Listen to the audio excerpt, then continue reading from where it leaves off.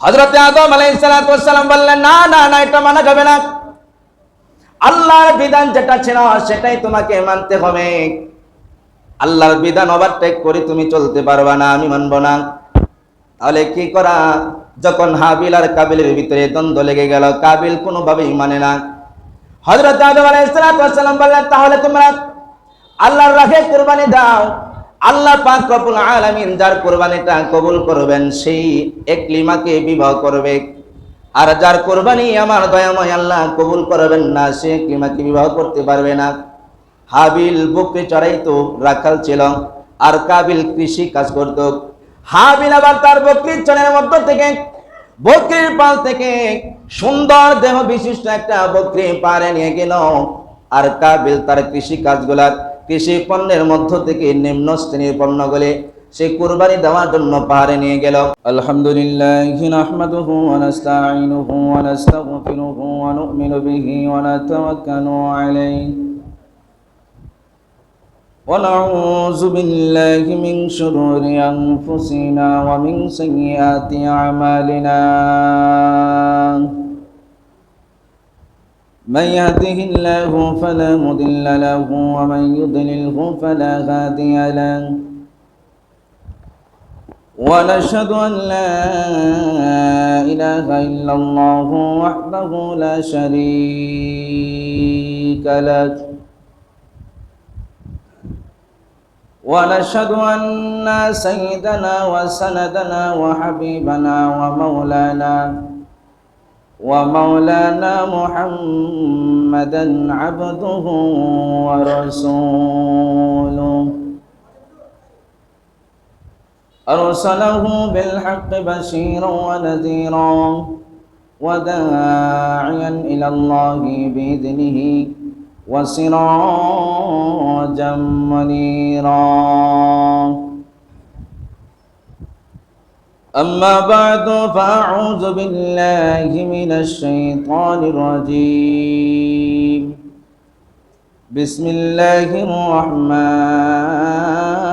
الرحيم. واتل عليهم نبأ بني آدم بالحق إذ قربا قربانا فتقبل من أحدهما ولم يتقبل من الآخر قال لأقتلنك قال إنما يتقبل الله من المتقين. وقال رسول الله صلى الله عليه وسلم لو أن أهل السماء والأرض اشتركوا في دم مؤمن لأكبهم الله في النار،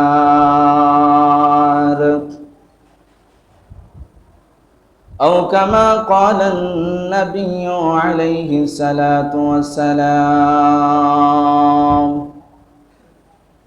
وقال شان حبيبه ومحبوبه ومعشوقه ومخبرا وعازرا إن الله وملائكته يصلون على النبي يا أيها الذين آمنوا صلوا عليه وسلموا تسليما. اللهم صل على محمد وعلى آل محمد كما صليت على إبراهيم وعلى آل إبراهيم إنك حميد مجيد. اللهم بارك على محمد وعلى آل محمد كما باركت على إبراهيم وعلى آل إبراهيم إنك حميد مجيد. الله বহু দূরে মদিনা কেমনে যাব জানি না, আল্লাহ বহু দূরে মদিনা, কেমনে যাব জানি না।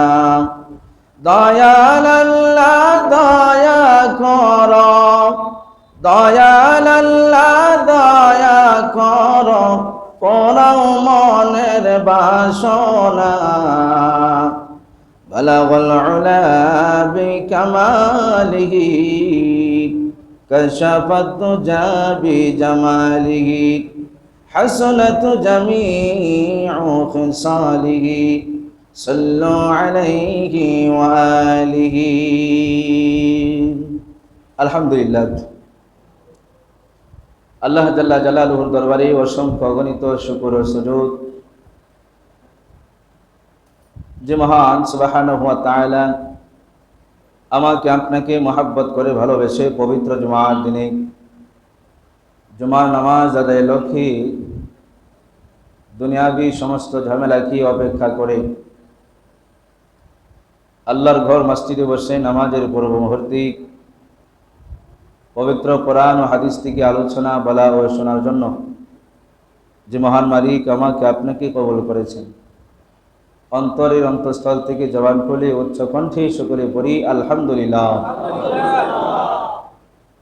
লাখো কোটি দরুদ ও সালাম মানবতার মুক্তির দূত মুহাম্মদুর রাসূলুল্লাহ সকলে পড়ি সাল্লাল্লাহু আলাইহি ওয়াসাল্লাম। ভাই দোস্ত বুজুর্গ মুসল্লিয়ানি আযম মুরব্বিয়ানি কিরাম পর্দানিশীন মা ও বোনেরা, আল্লাহ পাক রব্বুল আলামিন আমাদের সকলকে কোরআন ও হাদিসের কথা যেখানে ভাবি সেখানে দিলের কান দিয়ে শুনে নিজের জীবনে বাস্তবায়ন করার তৌফিক দান করুন। জোরে বলুন আমিন। পবিত্র কোরবানি আমাদের একেবারেই নিকটে চলে এসেছে। কোরবানির আগে হয়তোবা সামনে আরো 2টা জুমা আমরা পাব। কোরবানি এটা আল্লাহ পাকের একটি বিধান। এই বিধানটা আল্লাহ সকলের উপরেই দেননি।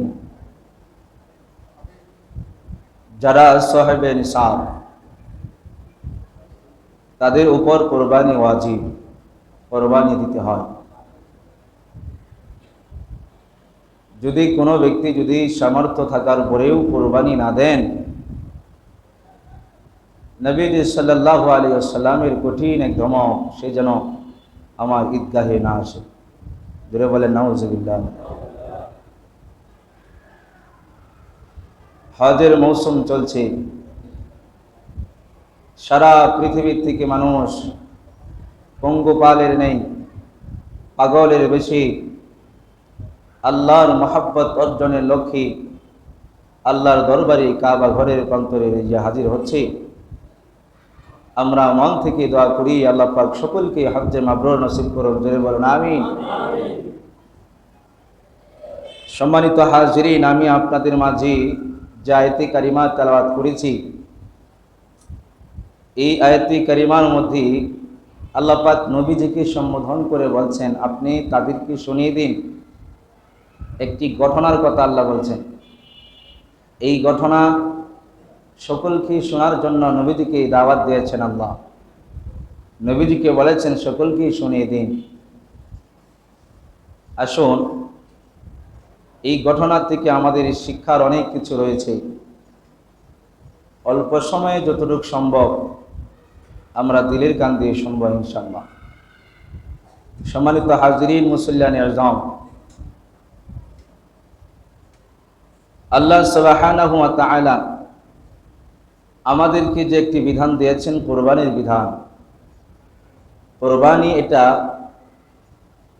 সেই আদম আলাইহিস সালাতু ওয়াস সালাম থেকে শুরু করি চলমান এখনো পর্যন্ত এবং কিয়ামত পর্যন্ত চলমান থাকবে। কোরবানির এই বিধান আল্লাহ পাক আমাদেরকে দিয়েছেন।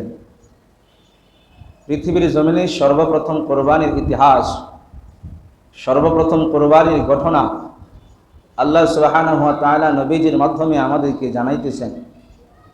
আল্লাহ পাক বলেন নবীজি কি ওয়াতলু আলাইহিম নাবা বানাই আদামা বিল হাক্কি ইয ক্বাররাবা কুরবানান ফাতুকব্বিলা মিন আহাদিহিমা ওয়া লাম ইয়াতাকাব্বাল মিনাল আখার।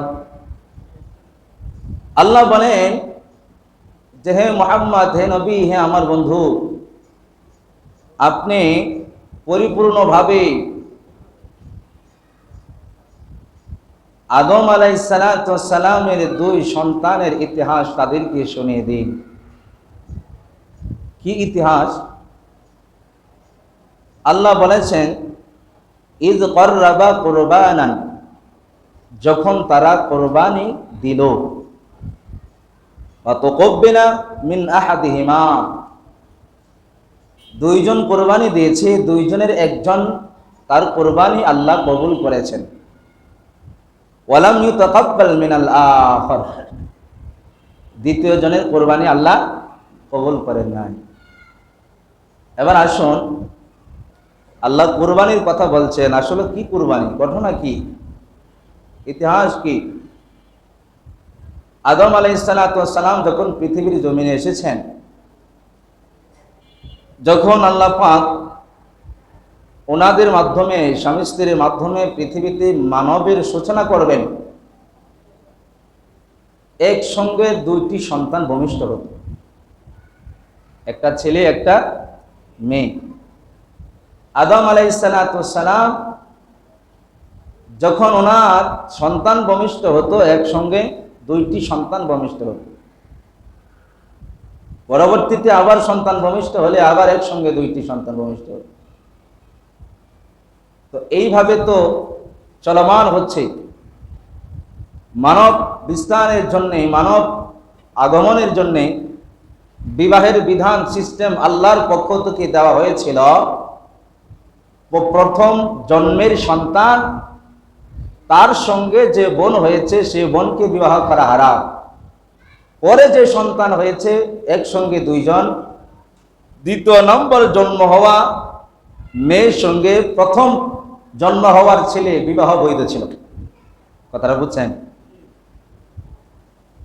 প্রথম জন্ম হওয়া মেয়ের সঙ্গে দ্বিতীয় জন্ম হওয়া ছেলের সঙ্গে বিবাহ বৈধ ছিল। একসঙ্গে ছেলে মেয়ে যে জন্ম হয়েছে তাদের বিবাহ হারাম ছিল, তাদের বিবাহ হারাম ছিল। আল্লাহ এই সিস্টেম চালু করে দিলেন।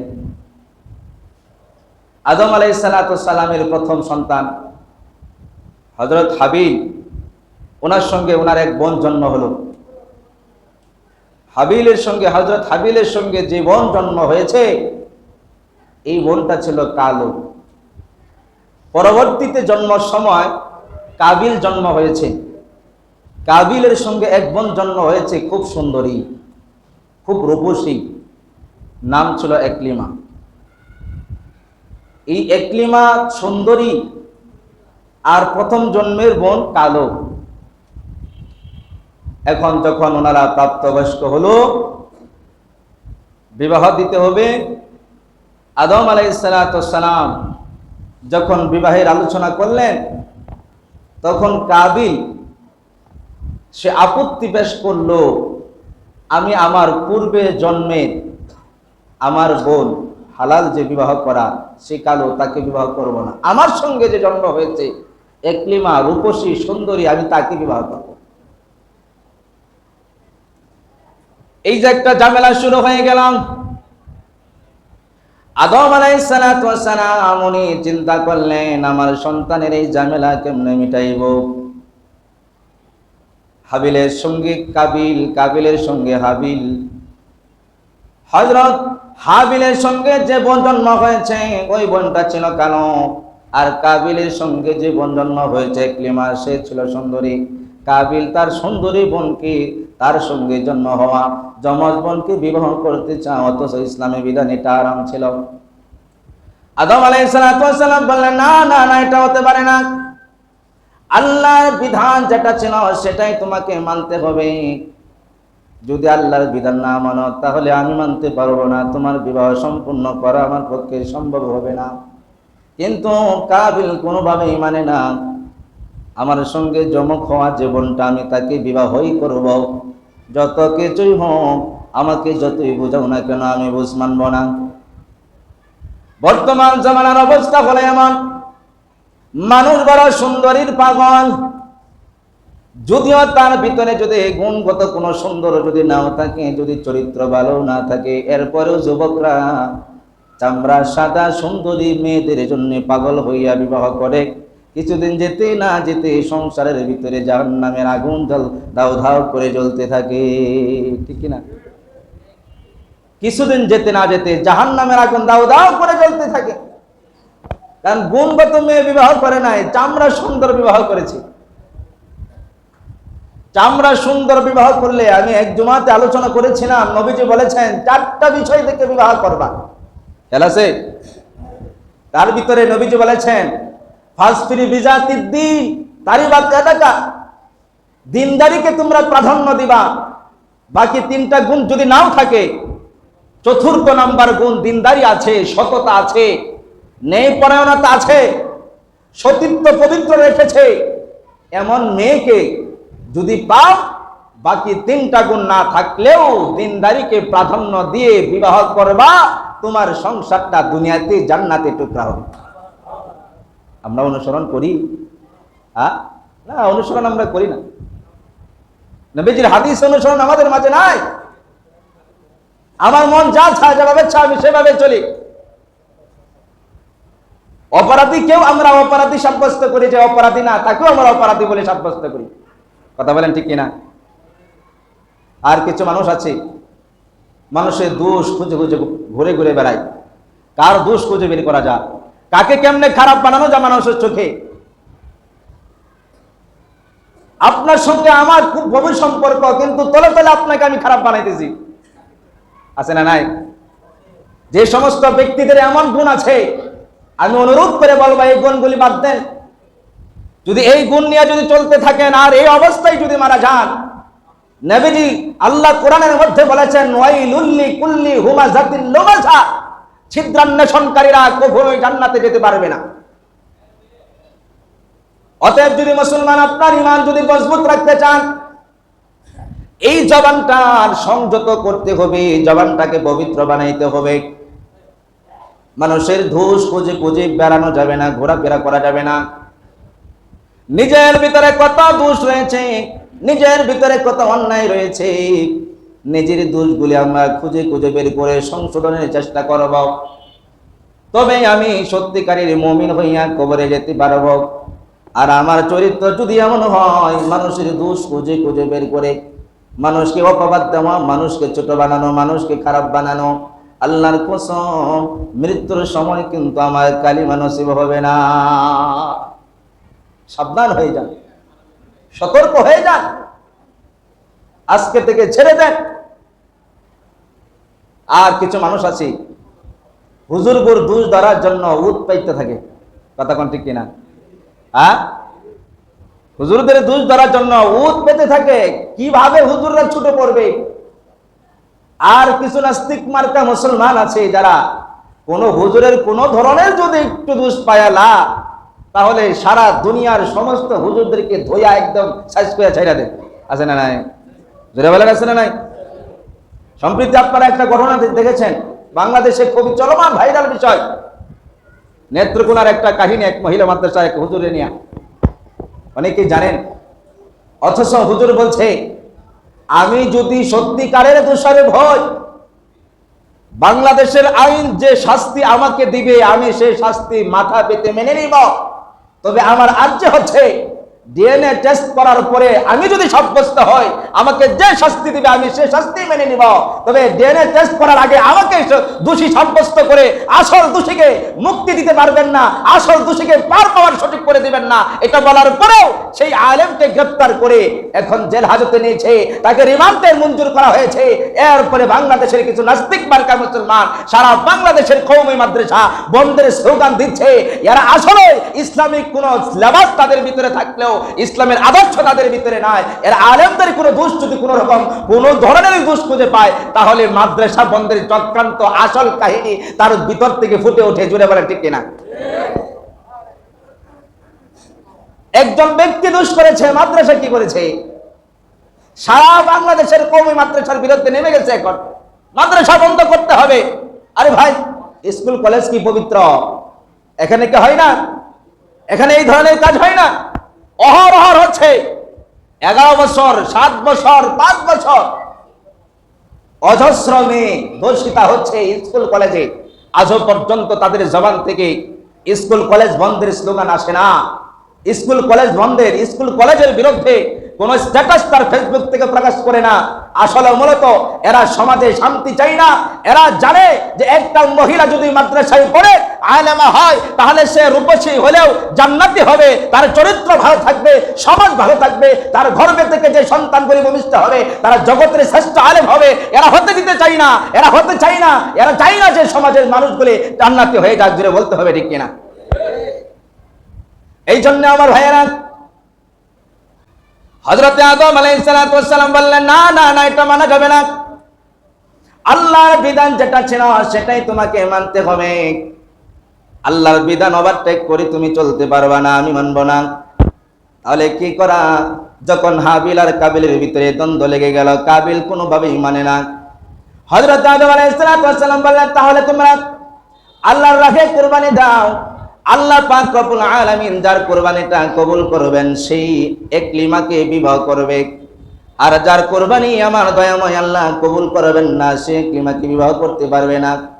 হাবিল বকরি চড়াইতো, রাখাল ছিল, আর কাবিল কৃষি কাজ করত।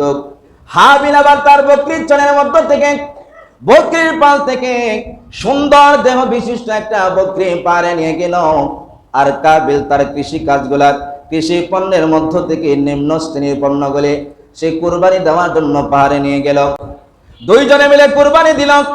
আর তৎকালীন জামানার কুরবানি কবুল হওয়ার নিদর্শন ছিল, যার কুরবানিটা দয়াময় আল্লাহ কবুল করবেন, আল্লাহ পাক রব্বুল আলামিন আকাশ থেকে একটা আগুন ওই কুরবানি পশুর ভিতরে, কুরবানির পণ্যের মধ্যে রেখে দিতেন। যে আগুনটা কুরবানি কবুল হলে আগুনটা পুরো পশুটাকে ছাই করে ফেলত। তখন বোঝা যাইতো আল্লাহ তার কুরবানিটা কবুল করেছে। আর যার কুরবানির পণ্য এমনি পড়ে থাকতো, যেমন ছিল আগে তেমনই থাকতো, বোঝা যাইতো তার কুরবানি দয়াময় আল্লাহ কবুল করে নাই। দুই ভাই মিলে, হাবিল আর কাবিল মিলে যখন কুরবানি দিল, হাবিল একটা দুম্বা কুরবানি দিল, আর কাবিল তার কৃষি পণ্য থেকে নিম্ন স্তরের কিছু জিনিস কুরবানি দিল। দুই ভাই কুরবানি দিয়ে যখন চলে আসলো, দয়াময় আল্লাহ হযরতে হাবিলের কুরবানিটাই আল্লাহ কবুল করে নিলেন। জোরে কন্যা সুবহানাল্লাহ। দয়াময় আল্লাহ হাবিলের কুরবানি কবুল করলেন, আর কাবিলের কুরবানি কবুল হলো না। এবার এই সিদ্ধান্ত হওয়ার পরেও আল্লাহ পাকের এই সিদ্ধান্তটাও পর্যন্ত কাবিল মানতে পারে নাই। কাবিল ডাক যায়, তাই আল্লাহ পাক রব্বুল আলামিন বলছেন, যে কররাবা কুরবানান ফাতুকবিলা মিন আহাদিহিমা। যখন তারা দুই ভাই কুরবানি দিল, দুই ভাইয়ের কুরবানির মধ্যে একজনের কুরবানি অর্থাৎ হাবিলের কুরবানি দয়াময় আল্লাহ কবুল করলেন। ওয়ালাম ইয়াতাকাব্বাল মিনাল আখার, দ্বিতীয় জনের কুরবানি দয়াময় আল্লাহ কবুল করলেন না। আল্লাহ পাক রব্বুল আলামিন যখন হাবিলের কুরবানি কবুল করলো আর কাবিলের কুরবানি কবুল করলো না, আল্লাহর এই সিদ্ধান্ত মানতে পারলো না কাবিল। অর্থাৎ আল্লাহ কবুল করার মানে হচ্ছে একলিমা, সুন্দরী বোনকে হাবিল বিবাহ করবে, আর কালো বোনকে, পূর্বের জন্মের বোনকে, আগের জন্মের বোনকে আপনার কাবিল বিবাহ করবে, আর পরের জন্মের বোন সুন্দরী একলিমাকে হাবিল বিবাহ করবে। এই সিদ্ধান্ত সে মেনে নিতে পারলো না, কাবিল মেনে নিতে পারলো না। কাবিল ডাক দিয়ে বলল, আমি এই সিদ্ধান্ত মানি না, আমি তোমাকে হত্যা করব, আমি তোমাকে দুনিয়ার জমিন থেকে বিদায় করে দেব। আরে হযরতে হাবিল ডাক দিয়া বললেন, ক্বালা লা আকতুলান্নাকা ক্বালা ইন্নামা ইয়াতাকাব্বালুল্লাহু মিনাল মুত্তাকিন। হাবিল ডাক দিয়া বলে, ক্বালা লা আকতুলান্নাকা, অবশ্যই আমি তোমারে হত্যা করব, এই জমিন থেকে বিতাড়িত করে দেব, দুনিয়ার জমিনে তোমাকে বাঁচতে দেব না। আর হাবিল বলল, ক্বালা ইন্নামা ইয়াতাকাব্বালুল্লাহু মিনাল মুত্তাকিন। আর এখানে আমার দোষের কি আছে?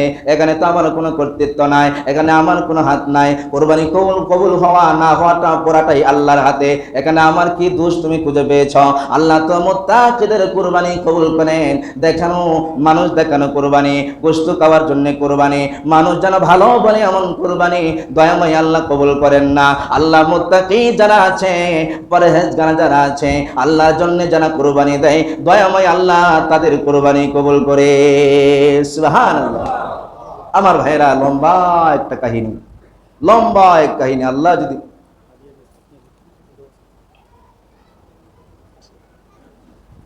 আল্লাহ পাক রব্বুল আলামিন আমাদের সকলকেই কোরবানি ইখলাসের সঙ্গে দেওয়ার তৌফিক দান করুন।